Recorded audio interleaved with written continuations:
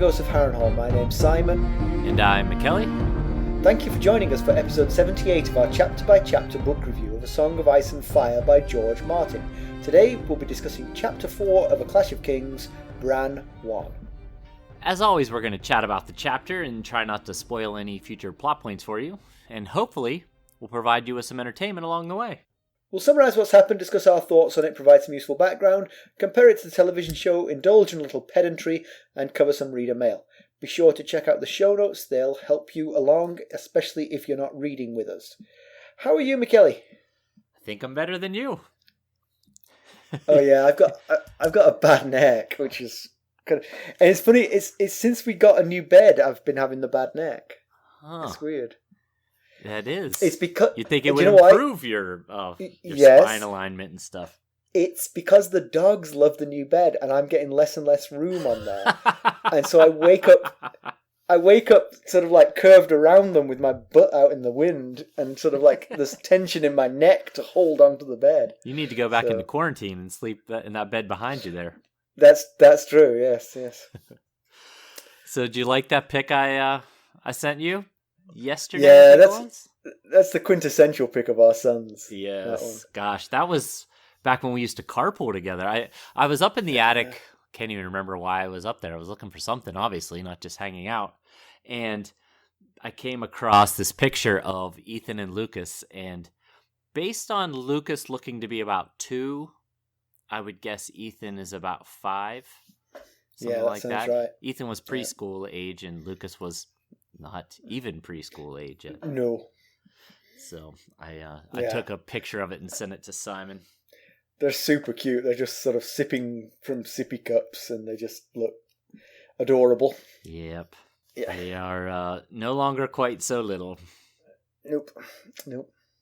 So, I don't go on to Facebook much these days, other than to our Ghosts of Harrenhal Facebook page. So, if you haven't followed us on there, please do so.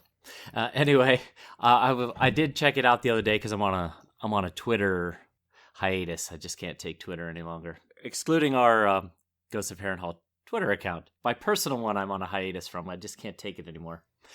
So I went on to Facebook, and this person I graduated high school with said that they this past Sunday they ordered wings and everything, and they went and picked it up, and we're all ready to watch the Super Bowl and put it on, and could not find it. Like, what channel is this game on? You'd think I would know. Yeah, it's next Sunday. That's like, you remember my mum and sister going to my aunt's funeral a week early. Yeah. Apparently. She was like, it's a good thing I got my my wings order in early, I guess. Yeah. Freeze those things till next week. That just reminded me of something, actually. I was trying to think. Lucas and I crawled under the crawl space to we were checking to see if any of the insulation had fallen down out of the crawl space. Well, if you're going to do it in the winter when there's less spiders. True. It was pretty muddy, though. It's kind of like soggy down because it never stops raining here in the rainforest that we live in. Monsoon season, apparently. The problem is where it had fallen, because some of it had fallen down. I just noticed the house was feeling a little bit cold, so I thought I'd check it out. Where it had fallen down, it had landed in the muddy mud, and so now it's too heavy to stick up there by itself. And you have those little metal, metal prongs that sort of hold it up. Just tension weight. They just do it by tension, though, right? That's right. They're just a little bit longer than the gap, and so you just stick them in there. Yeah, they've corroded away to nothing. So I had to go and get a whole new pack of those. And I went to Home Depot. I bought them at Home Depot, and I thought I was going to do curbside pickup, so I sort of did all that. And I went, and I got to the curbside pickup parking spot, and it said click a link in your email. So I went to the email I got from them, and I clicked the link, and it came up straight away like, oh, curbside pickup is closed for the evening. I was like, oh, great. So then I went into the store, and That's I explained. useful. The woman, she said, all right, we'll go and get your stuff. It'll be 5 minutes. And so I sat there, and I think I was just tying my shoelace or something, and 2 ladies walked in, and one of them says, oh, can you tell me where I could get paint or something like that? And I said, honestly, I couldn't, but you could try those people there that work here. And she was like, oh, sorry, I thought you worked here. And I was like, and she walked off to sort of find out, but the other woman got engaged with me, and she was like, you just look really handy, I guess. I was like, well, it must be the mask, because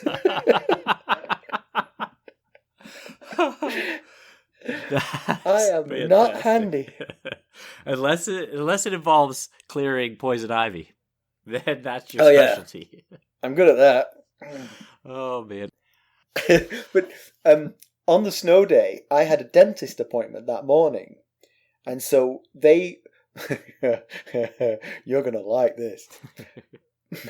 You always have good dentist stories. Oh yeah, I always have good dentist stories. But so my appointment was at 9 a.m. and I got up sort of 7 as usual, and I was working, and my phone made a noise, which I think was ringing, but nobody ever uses my phone, particularly me, so I didn't recognize it and I ignored it. It might have been a phone call. It might have been a phone call. A few minutes later I got another one, so I was like, I better pay attention to that. So I looked at it, and it was a local number, same number twice, but not in my contacts. Right. But I was like, I wonder if it was like somebody who works at the dentist calling from their home phone to say that the dentist was closed because of the snow. You see, it sort of made sense. Reasonable. So I said, I'll check my voicemail. I've had this phone, I guess, 3 years now.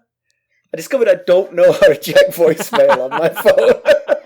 I had no idea. I had to open an app I'd never opened before. You just and kept looking at it going, voicemail. Yeah, exactly. I have got tons of unlistened to voicemail on there. So it's a complete mystery to me.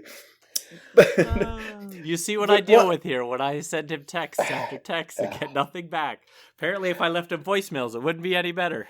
That wouldn't help for sure. But I do now know how to check my voicemail. All right. But yes, sure enough, it turned out they were having a 1 hour delay, so they were asking if they could push me back to 10 o'clock. So I hung around, and then I just lost track of time. I was busy working, and I lost track of time, and it was 9:58, and I was like, oh, I gotta go to the dentist.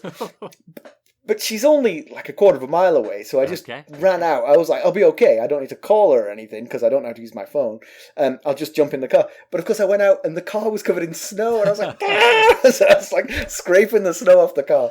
And then I got in the car and drove there. And of course, we're still under COVID lockdown. So when I got in there, they tried to take my temperature, and I was 93 degrees because I'd been...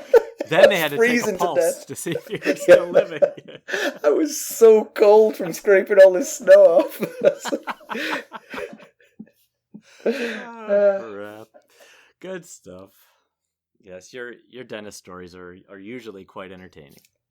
Oh yeah, well, good news for you then. I've got 2 more appointments coming up in the next month, so more to come. Yes, sir.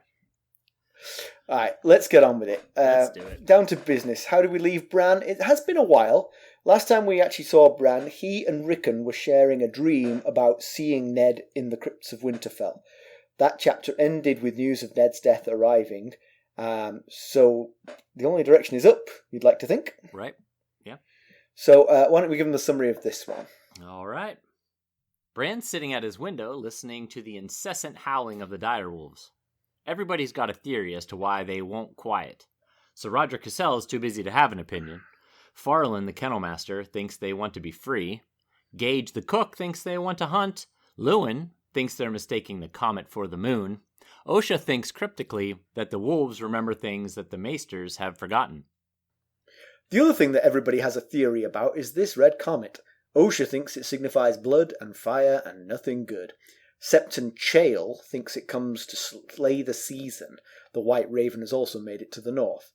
Old Nan has the simplest interpretation. Dragons. Okay, Hodor has the simplest interpretation. Hodor. Wouldn't it be interesting if he had said something else at that point? Yeah, dragons. Dragons. Bran is worried that the wolves' pain is a harbinger of more bad news. They howled when Bran fell from the tower and before the news of Ned's death arrived. Has something happened to Robb? Bran howls along with the wolves, which eventually brings Maester Lewin. Bran asks if wolves dream. Yes. The dead? Some think so. Trees? What you talking about, Willis? Bran thinks trees do dream. He dreams of a weirwood, but admits to himself that he prefers the wolf dreams, where he gets to run and hunt. Lewin offers to help Bran to bed, but Micken has installed iron bars and Bran can swing himself around his room. Lewin is worried about the tree dreams and urges Bran to spend more time with the other children. Bran is irked at the arrival of Big Walder and Little Walder Frey. Their fostering is part of the deal that got the Northern Army to cross at the Twins. He welcomed them as the Stark in Winterfell. Lewin said he did a good job, but they're a bit wild and rambunctious, and make him painfully aware of his limitations. They introduce a game called Lord of the Crossing over one of the ponds in the Godswood. It's a bunch of fun, with most of the kids in Winterfell involved by the end. Bran was judge and wolf sitter, but when Little Walder hit Rickon with a stick, which is part of the game, Shaggydog bolted across and bit Little Walder. Rickon's not a grudge holder and now loves to hang out with the Freys. Shaggy and Summer are confined to the Godswood at night now because of the biting, but their howls permeate the entire castle. Rickon has shown Walder the crypts, which really annoyed Bran. That is a Stark place. Lewin returns with Osha and a sleeping draught. Bran takes it so that he can have a dreamless sleep, but Osha tells him not to fight it. The dreams might be the old gods talking to him. He dreams of the wolves, but they're confined by the walls of Winterfell. The world calls from without, and Bran knows that he must answer. Yep. That's what we got.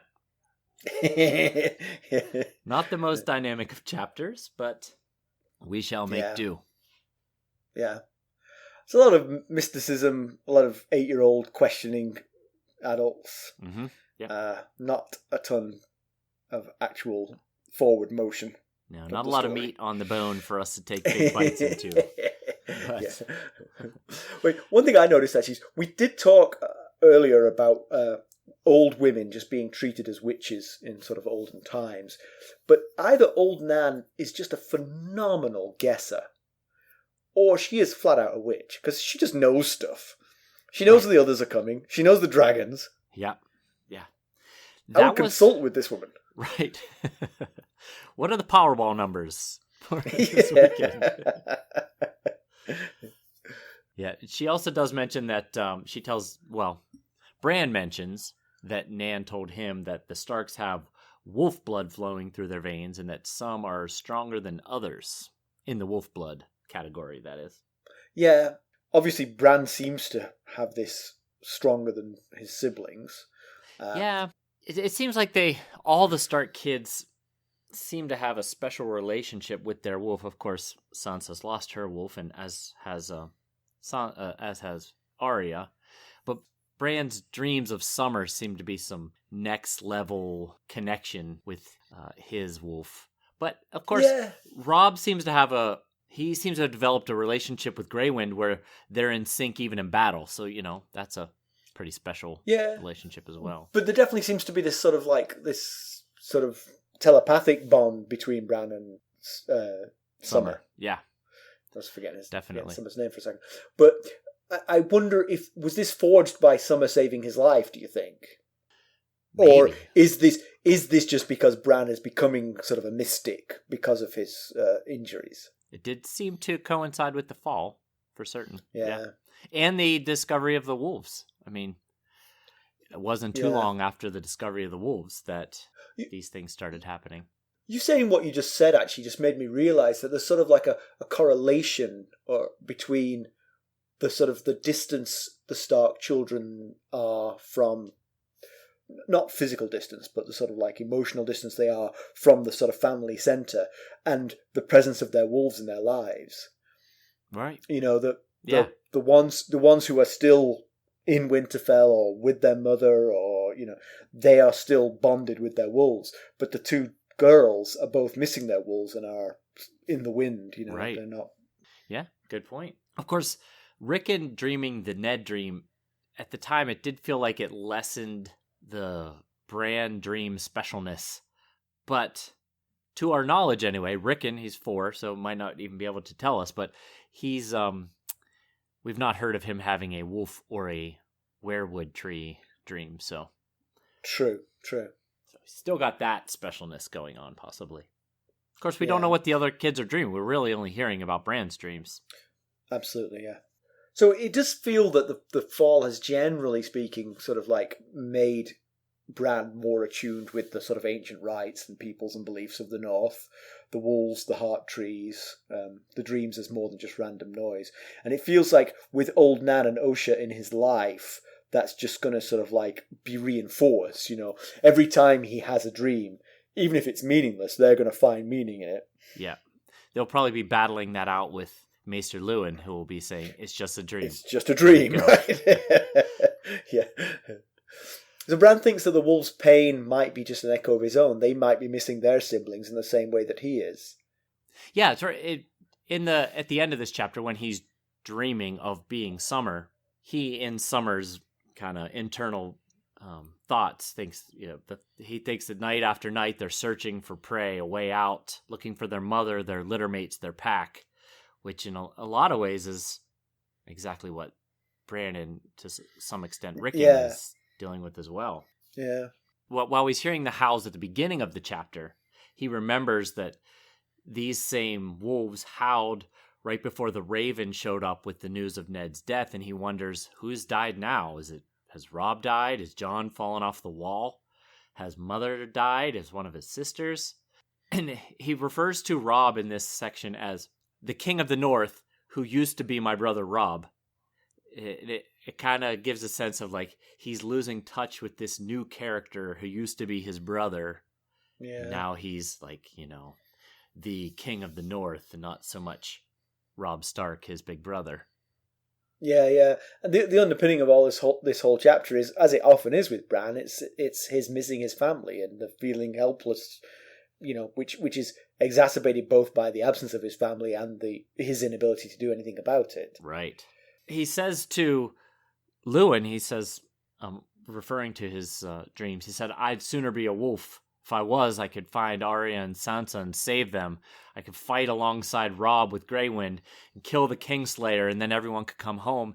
And, you could just imagine a helpless 8-year-old just wanting his family back and daydreaming and apparently night dreaming as well about if I could just actually be a wolf, then I could save everybody and I could bring everybody back home and we'd all be together again.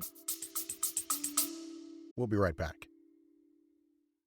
Hello, friends. Are you ready to make some unforgettable memories? Well, if so, consider the Marriott Bonvoy program. Discover the perfect destination for your summer getaway and unlock exclusive deals on luxurious accommodations. With our affiliate partnership, you'll enjoy unbeatable savings and a seamless booking experience. Don't let summer slip away. Visit Marriott Bonvoy today and make this vacation season one for the books. Use our Ghosts of Harrenhal affiliate page to check it all out and buy Bonvoy points or give some as a gift. The link to our page is in the show notes. Yeah, I mean, if this book didn't have others and White Walkers and dragons in it, you might see all of these dreams as just like, wish fulfillment, right? For Bran. You wouldn't think there was anything to them. Yeah. It would be like, any kid would have those dreams because that's what he wants, but exactly. It ain't going to happen, Yeah. But the nature of the book gives us some, at least a kernel of belief that something might come of all this. Right. You have to imagine an 8-year-old who's been abandoned by his entire family, who not only as an 8-year-old is unable to help, but physically he's not able to move on his own. That's just, the amount of vulnerability and frustration that must create would be a lot. Yeah. And then that frustration builds with the presence of the two Walder Freys. He's been welcoming to them, but they've shown up and they're a little bit like Rickon. They want to play rough. And they come up with this cool new game. Everyone in Winterfell's having a great time with it, and all he gets to do is watch and judge and look after the direwolves. Yeah, and he says that as soon as the game started, they kind of forgot he was supposed to be judging whether or not someone said mayhaps, which is part of the rules of the game. And he said as soon as it started, they forgot he was there in the first place. So, So, as you mentioned in the summary, things go a little bit wrong here, and Shaggydog ends up biting little Walder. And, but apparently Rickon thought that was cool because now they're like a pack, Rickon and the two Walders. They're running amok around Winterfell and doing things that Bran would probably love to be doing. And, now Rickon's probably looking up to these Walders when before Rickon was probably looking up to Bran. So, and then it all culminates with Rickon taking the Walders down into the crypts, which really feels like a violation to Bran. But you might wonder if Bran was with them, if he had his legs and he was with them, he might have been involved and not felt as Joy showing it off too. Yeah. Yes, yeah. But the fact that he can't really makes it feel like a violation to him. And one thing Rickon says, so the Walders are explaining how they're both named Walder, but they're not alone. There's other Walders. There are other Walder Freys, and Rickon at this point, before he decides he really likes these Walders, he says, "We have our own names in Winterfell." And I thought, that's not entirely true. I mean, there's not a bunch of different names right now, but there are 17 named Brans since Bran the Builder. Right. So more than and Rickon often gets forgotten what his name is at all. So, right. So there's not a bunch of Brans at the moment, but there seems to be a Bran just about every generation. Well, but the comparison still holds though, because there's been 17 Bran Starks in history. There's 17 Walder Freys right this second. Right. Yeah, true. Good point. So, speaking of the Walders, so little Walder goes through and explains all the other Walders. And first of all, what we learn is that Big Walder is older by 52 days, but he is significantly smaller than Little Walder. Than Little Walder, yes. So he's Big Walder only because he's slightly older. Little Walder is actually much larger. But, so Big Walder explains that he is Jamis Frey's son, and Jamis is the 15th child and 13th son of Lord Walder Frey, and his mother was Alyssa Blackwood. Jamis is the second son of 5 kids of Alyssa and Lord Walder. And then Little Walder, his father is Merritt, and he is the 11th child and 9th son of Lord Walder. Merritt is, yes. Right, and Merritt's mom was Amari Crakehall. And people in her line, the Crakehall Frey line, tend to have the Crakehall look, which is big-boned and strong. So Little Walder fits the description pretty well, as he's right. Although his name doesn't. Yes, exactly. And also in the Cat chapter where she met Walder Frey, he mentions that he was not exactly sure if 2 of his sons, whose mother was his Crakehall wife, Amari Crakehall, were actually his, because he said that all Crakehall women, the term he uses, are sluts. Oh, but what he really means is they all the children take after her, so he can't be sure. Yeah, maybe. Yes, that's a good point. Yeah. And then he lists the other Walders at the moment. We've got Black Walder. His dad is Ryman Frey, and Ryman Frey is the eldest son of Sir Stevron, who is the heir to Walder Frey. So that makes Black Walder 4th in line because he has an older brother, Edwin. So gotcha. We'll go Stevron is first in line, then Ryman, then Edwin, then Black Walder. Gotcha. Then we get Red Walder. His dad is Aemon Frey. He's the 2nd son of Lord Walder Frey. And Red Walder is actually a cousin of our Lannisters, Cersei, Jaime, and Tyrion, because Red Walder's mother is Jenna Lannister, Tywin's younger sister. And he is dubbed Red Walder due to the red in the Lannister coat of arms. So that's how he got his name. And then we've got Walder Rivers. He's the eldest natural-born child of Lord Walder. And one of Walder Rivers' daughters is one of the Waldas that Big Walder mentions in this chapter. So, Walder, female name, Walda. Yes, exactly. Right, gotcha. So there you go. It's a little background, pre-background section. Yeah. So Roderick has given the two Walders John's old chamber because he's not coming back. Apparently not noticing Benjen's arrangement. Of course, Benjen was a Stark and John is a Snow. True. Yes. But Ben does appear to be able to come back at will. So yes, I do take your point. Yes.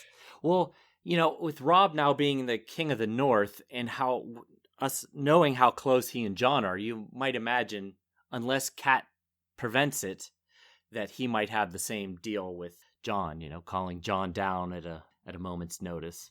Of course, Benjen is first ranger of the Night's Watch. John needs to move up the pecking order before he can start swanning off to Winterfell. Good point. Yeah, and there's some crazy Winterfell names mentioned in this chapter. We've got Hayhead, who's the guard that comes and checks on Bran. Bran mentions Alebelly. Yes, you heard me right, Alebelly.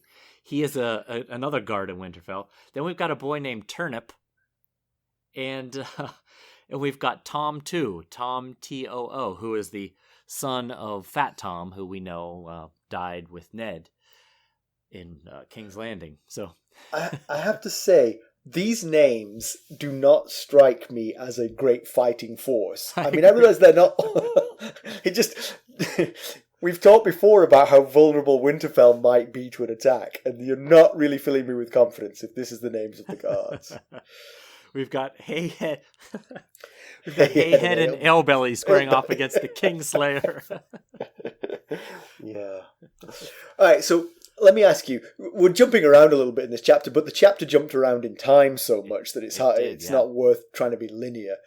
What did Osha mean when she said that the wolves have more wit than his maester, Lewin, and no truths that Lewin has forgotten? What was she talking about then? Because he was asking her why they were crying, right? Yeah. And Lewin had said that he thought they were crying because of the comet. Of the comet, yeah. They were confusing the comet with the moon. That's right, confusing the comet with the moon, which is a terrible suggestion, by the way. I mean, to be clear, this is a comet. It's not shaped like the moon. It's red and it's visible in the daytime. Now, it has very few things in common with the moon. And plus, the moon in the daytime, I don't think wolves howl at the moon in the daytime. They howl at the moon at night. True. Yep, solid point. Now, the only thing that I noticed that doesn't necessarily back up his theory, but just the idea that maybe they're howling because of the comet, is that Old Nan, who is basically blind, says she can't see the comet, but she can smell it. And of course, this is just a claim she's making. But if she can smell it, surely the wolves would be able to smell that there's something going on, and maybe they're howling at that new scent. But I don't think that's what Osha means. I'm just saying. No. So, yes. Okay, first of all, Old Nan cannot smell that comet. Neither can the wolves. It's a comet. It isn't not a comet. It's a comet. But so what does Osha mean? I mean, Old Nan is known for her wild stories, so it is That's possible true. She's just making that up.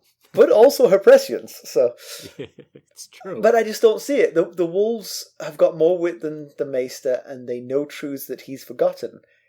I can't see any meaning to that, other than just being a little bit mystical. Yeah, I think, as most times when dealing with things that Osha says, it goes to the mystical creatures that she and Lewin are at odds of whether they are still in existence or not. Children of the forest, giants, others.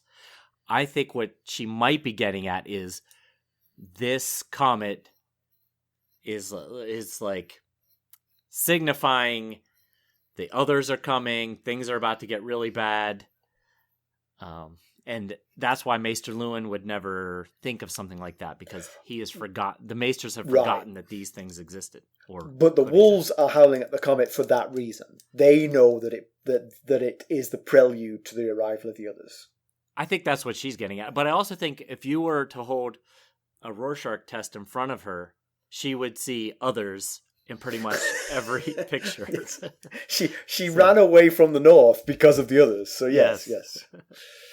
But so Lewin eventually brings Bran this dreamless sleep concoction And Bran seems kind of excited to take it. He said, Lewin says this will give you a dreamless sleep, and he's like, really, will it? Like he's looking forward to it. And I wondered why he seemed so excited to have a dreamless sleep, because it seems like he enjoys the wolf dreams. And at the beginning of this dream, he gets very excited that he's walking. It's kind of like in italics in the text that he's walking. And, it seems like it might be a good outlet for him. A dream of running and chasing prey and things like that. But maybe it's too painful when he wakes that, maybe it's just like reminding every morning that I can't move. Or maybe he likes the wolf dreams, but he's afraid of the tree dreams because he doesn't seem to care very much for those. I have just a point about this. Whenever you ask these rhetorical questions, I find I always give the most mundane, prosaic answer to these questions. So, he said in the chapter that everybody in Winterfell is struggling to sleep because of the noise of the direwolves. They're keeping everybody up all night. So maybe he's just tired. Maybe he doesn't want to hunt prey and run around. He just wants to sleep. I just want one night where I can sleep. Maybe that could be it. Yeah. It could be it. So Osha suggests not fighting against the dreams. She's seen him talking to the heart tree, and maybe the dreams are the gods trying to talk back to him.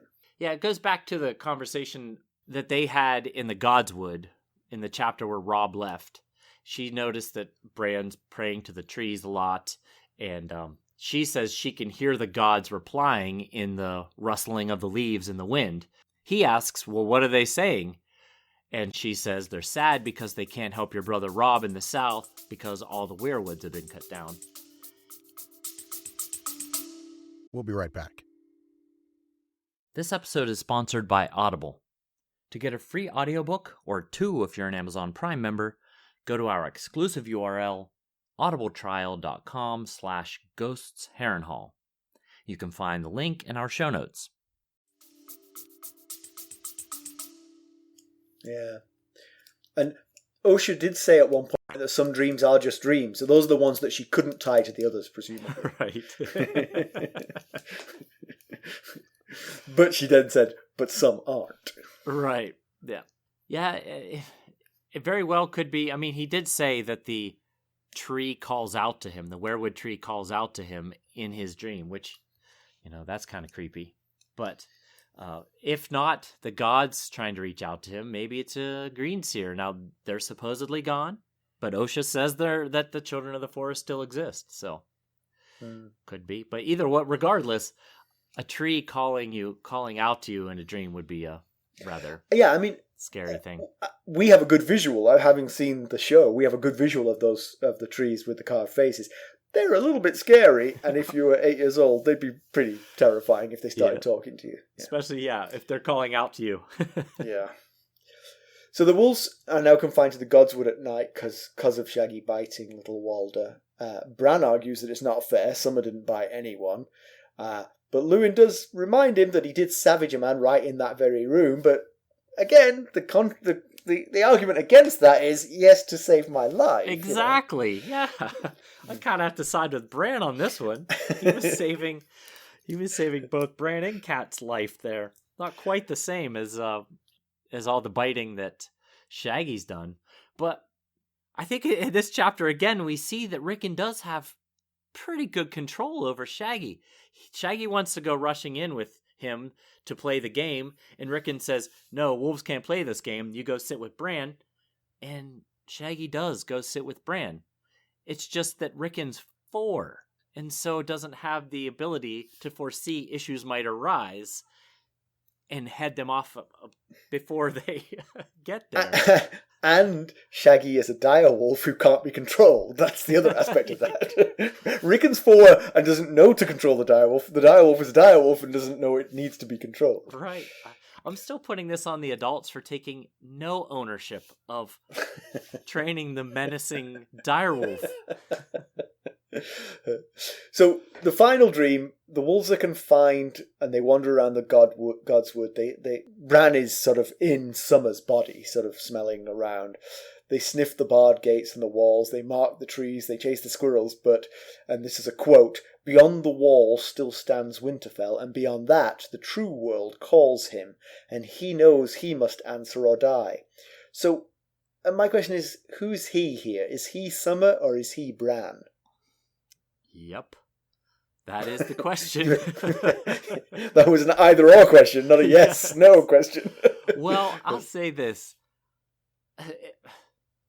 You remember in one of Bran's dreams, the three-eyed raven, when Bran saw the scary thing in the north, the three-eyed raven said to Bran, "Now you know why you must live." So it's possible that both of them need to get out of Winterfell to go deal with whatever is coming from the north, because for some reason the three-eyed raven believes that Bran plays some sort of role. Now, as we discussed in that chapter, it may just be continually telling people winter is coming. That's your job. But there may be some bigger role that both of them must play together. I don't know. Yeah. We don't know yet at all, but I can't tell you which he's referring to here, unfortunately. What do you think? Good answer. Just to steal a point that you made, actually, which I really liked, is in the dream, he isn't Bran in Summer's body. He is Summer. You know, right. He's running around and he is Summer. He's not sort of giving himself the body of Summer. He's Summer, and he's seeing through Summer's eyes, which is a slightly different thing than seeing yourself as a wolf that could run around. Yes, exactly. I think I felt like that was an important distinction. Now, this is I believe it's the first dream we've gotten of Bran being in Summer's body, but he definitely was. He wasn't Bran, like looking around going, "Hey, there's my room up there." You know, he was Summer, having Summer's thoughts. He was thinking about Man Stone, referring to the walls, and he did mention the name Winterfell. But I mean, he can learn stay and come. He can learn the term Winterfell. Yeah. So yeah. But ultimately, it certainly does give a feeling that Winterfell might not be safe for one or both of them. That's kind of what another thing you could take from that last sentence of the chapter there. Yeah. So that's about it. You've got some background for me here, which looks interesting. I do. So, like Bran and the Walders, Rickon isn't the first of his name either. So here's some info about a pair of Rickons earlier in the Stark line. The elder Rickon was born around 96 AC-ish, about 200 years ago, and he was the son of a Benjen. How about that? He lived during the reign of Viserys I Targaryen. And Rickon was Lord of Winterfell like his father. He had two sons, Cregan and an unnamed second son. It's also rumored that he had a bastard daughter named Sarah Snow, but that fact has been debated. Unfortunately, Rickon died young, passing away in 121 AC, while his heir, Cregan, was only 13. So Rickon's younger brother, Bernard, served as regent. Bernard seemed to be a fan of that role because he was rather slow to vacate it when Cregan came of age. And eventually, Cregan actually had to rise up against his uncle to take his lordship of Winterfell that was owed to him. And we talked about Cregan in the last Bran chapter of Game of Thrones. He was one of the lords mentioned when they were walking through the crypts before Shaggy bit Lewin. Right. Now, Cregan had a boatload of kids, 10 actually, and one, of course, was named Brandon, because you can't go a generation without a Brandon. True. However, he had only one with his first wife and childhood friend, Ara Nore. Sadly, Ara died in childbirth in 128 AC, and he named the child Rickon after his father. Right. During the Dance of the Dragons, Lord Cregan made a pact with Prince Jacaerys Valerian to throw Stark support behind the Blacks. Remember, there were the Green and the Blacks Targaryen factions during the Dance of the Dragon. So the Blacks would be backing Jaehaerys' mother, Queen Rhaenyra. The pact was known as the Pact of Ice and Fire. And part of the deal was that the firstborn daughter of Prince Jacaerys, was to be sent at age 7 to Winterfell to be fostered until old enough to marry young Rickon. Oh, there you go. Sadly, the arrangement was never fulfilled as Prince Jacaerys died childless at the Battle of the Gullet in 130 AC. Rickon did marry, though. He married a Manderly, Jane Manderly, and had 2 daughters, and the first one was named, yep, you guessed it, Sansa. Oh. Not Rickon, or Walder. The second daughter was Serena, I guess. The Stark Targaryen alliance didn't end there. Rickon fought alongside the young dragon, Daeron Targaryen, in the conquest of Dorne. If you may remember, in the very first Jon chapter in A Game of Thrones, it was the young dragon that Jon mentioned was his idol. I do remember. But Rickon died outside of Sunspear and Dorne, never having become Lord of Winterfell, much to the sadness of the North. Well, still a chance for this one. So, a comparison with the television show for this chapter. This is probably one of the biggest deviations we've had thus far. This is sort of completely recast. We see Bran and Maester Luwin holding court in Winterfell and ruling on some minor business of sort of like various lesser liege lords. Then we cut to a dream of a wolf in the Godswood, but there's no sense of confinement or frustration or anything like that. The dream sort of is basically the wolf looking into the pond and seeing its own reflection. There's no phrase that I don't think the phrase Big and Little Walder Frey, I don't think they even happen in the TV show. There's no Rickon in these scenes. And then we just have Bran, Osha and Hodor in the Godswood discussing the comet. And it's Osha, not Old Nan, who says it's dragons. Bran stares into the pond like he's trying to see Summer's face again. Okay, I get it, yeah. The reflection is just his own face. And I think basically like us, the show creators struggle to extract very much out of this chapter because there just isn't that much to go on. A few glances into the water and mention of dragons and then move on. Yeah, exactly. So pedantry, I couldn't see an awful lot here, but I will say that if you've got I'm going to guess 10 stone, because we like to speak in stones. Sure, yep.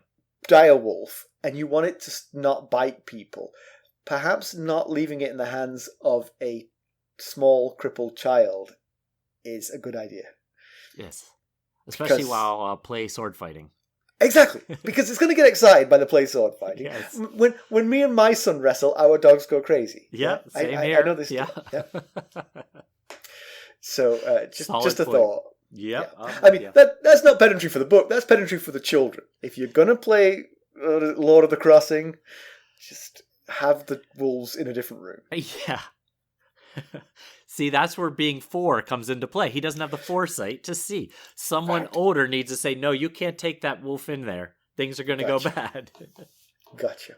Should be the kennel master. He knows dogs pretty well. He should have seen that coming. Exactly.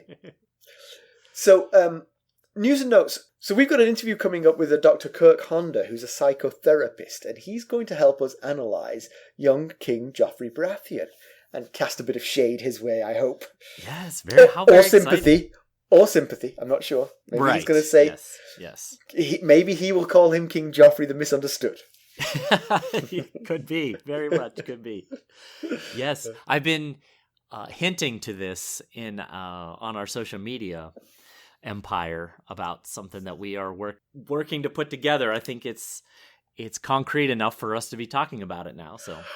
I love it when we get the academics involved. Yes. And I'm sure they love talking to us bungling amateurs.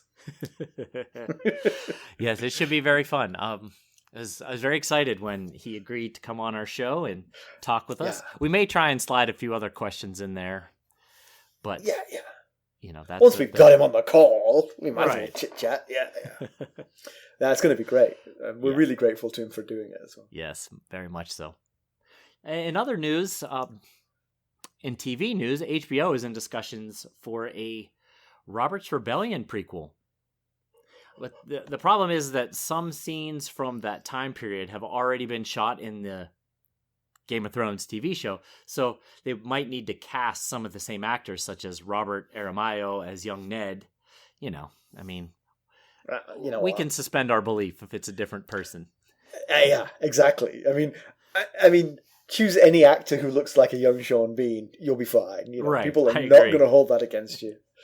But they're also in discussions about a Dunk and Egg prequel as well. So, and that's set 90 years before Game of Thrones. So that's even before Robert's Rebellion, obviously. However, the prequel about the beginnings of the White Walkers was axed after the HBO folks saw the pilot. And unfortunately, there are no sequels being discussed to my knowledge. Wait, they just got to watch the pilot and we don't? I know! How Feels a unfair little is bit that? unfair, yeah. It's not hurting anyone if we get to see it, right? Just put it out there. Put it on HBO Max. Let us just see Let it. us be a judge of this, yeah. Right. You can have a voting thing. Thumbs up, thumbs down. A cool thing I stumbled onto this week was, so there's a website called Westeros.org. Now that I've known about for a long while. It's a huge Song of Ice and Fire website run by Elio M. Garcia and Linda Antonsen. They were actually the co-authors of A World of Ice and Fire with George Martin. And the website has just so much really good, useful content. But recently, I discovered that last year they did some Westeros travel guide videos. And the first one is on the north. And I watched it. It was really cool. It was really well done. So I will share that on our social medias. Oh, that sounds cool. I mean, we can't actually travel anywhere. We might as well have travel guides to fictional places. Exactly. Yeah, seems reasonable. So I'll just give a shout out to a viewer of our YouTube channel, Elia Caldi, who commented on our 50th episode, asking me what movie I recommended, and I told him it was Dear Zachary, and it was interesting. He's French, and he was asking me what I'd said. He couldn't quite catch what I said, and he thought I'd said, what did he think I'd said? Oh yeah, divergence or something like that. I can't remember precisely what it was. I can't either. He didn't understand what I'd said, which is perfectly reasonable. But the movie I recommended was Dear Zachary, and I haven't heard back from him since I recommended he watch it, so that might be a bad sign. Stop listening to us after exactly. that. Exactly. So now it's time for our newest segment where I read one of our reviews. Let me interject here, Mackelly. You haven't had to make any up yet. These are all still real. These are all real. Okay, in fact, good. This one was I chose. This one was actually one of our very latest reviews. It was just done earlier this past weekend, actually, and I couldn't resist but reading this one. And is it going to make me cry? I didn't put it on there. You notice on the notes, it doesn't. It's not there. I know. So, I think you're going to try and make me cry, aren't you? That's what you're going to do. So it's from. This is from Apple Podcasts, and the reviewer is Chip Raynor. The review goes something like this: Subject: Best podcast I have ever listened to. So that caught my attention. Yeah, it would. Being a typical Gen Z delinquent, I haven't read the books, but I have watched the show. However, these guys have piqued my interest. They are very informative and hilarious with their analysis of each chapter. Simon, especially, seems to be one of the funniest people ever. So, I feel bad for you, Mackelly. I think you're the funny one. I have no resentment towards this review because I assume you wrote it. So.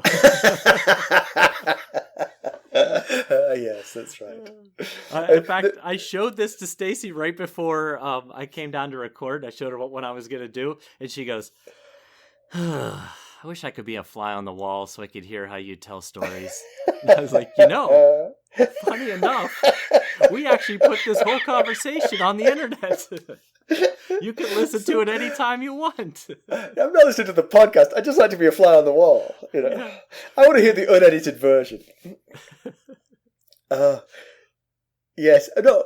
Wait. I definitely didn't write that. There was too much cool youth talk in there. It can't possibly have been me.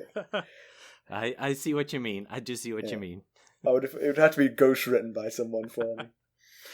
You got Lucas to write it for you, maybe. Yeah, exactly. But he would not have said nice things. Let's be honest.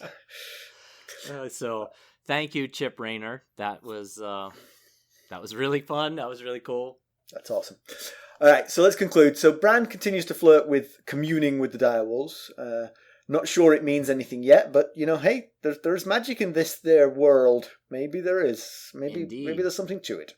At least his dreams do give him the thrill of movement that he's denied in his waking self. Right, yeah. Of course, it might be wearing him out in his dreams, and that's why he wants the dreamless.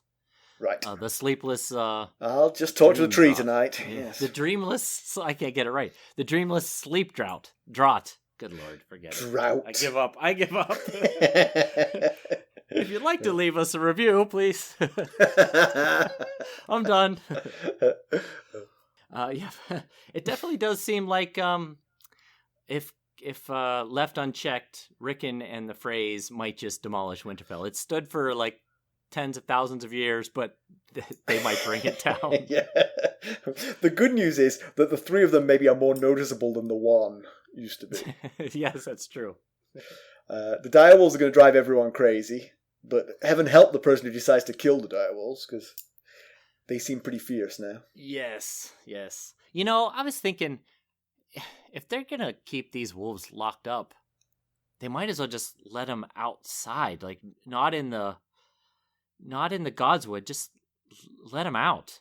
Like, what is the purpose of keeping these wolves locked up in such a small place? I had the same thought. I was like, just let them run free. It's not like they cower in kennels overnight. They'd be happy to hunt all night long, come back and sleep in the kennels during the day. I'd say, I guess they worry about the villagers in the winter town, but it's mostly empty still, I would imagine. Although it might be starting to fill up now that summer has officially ended, but... You could put up a sign saying, direwolves at large in this area, lock your doors at night, Beware of direwolves. Yeah. Bran still seems to have a mental block on who pushed him out of the window. That does not appear to have abated in any way. At one point in this, he has the same sort of thoughts about, thinking about that moment and not being able to face or remember the incident itself. You remember I think it was the dream when he was climbing the tower, not so much the one when he was falling. He started to have a memory about a golden person pushing him out a window, and the raven said, "Stop! Don't think about that. You don't need to worry about that right now." Yeah, and that's kind of the last we've heard of him even thinking about it. So you'd think with how vivid his dreams are, he might dream about that situation and maybe start to get some ideas, but nothing. Yeah, yet. but the old gods are keeping him from that, it seems. It does seem, yep. Yeah. And Bran's dreams, well, either he wants to get out of Winterfell and have the kind of experiences he would have had but for his fall, or they are a portent of the dangers from without. But certainly they seem to be telling him that he and Summer need to get out of there. Yes, that part seems to be pretty clear. You gotta get out and deal with what's out there or die. So yeah. All right. So we got through it. We did. Hopefully we found some interesting nuggets for everyone. Yeah. As always, you can reach us at ghost.harrenhall@gmail.com and follow us on Twitter at ghostharrenhall. We're on Facebook, Instagram, and YouTube. That's right. And if you wouldn't mind going out and leaving us a 5-star rate and or a glowing review, such as Chip Raynor, we would very much appreciate it. And hey, you might get it read over these airwaves. Yeah, for sure. All right, thanks for listening. Thanks. Bye. Bye.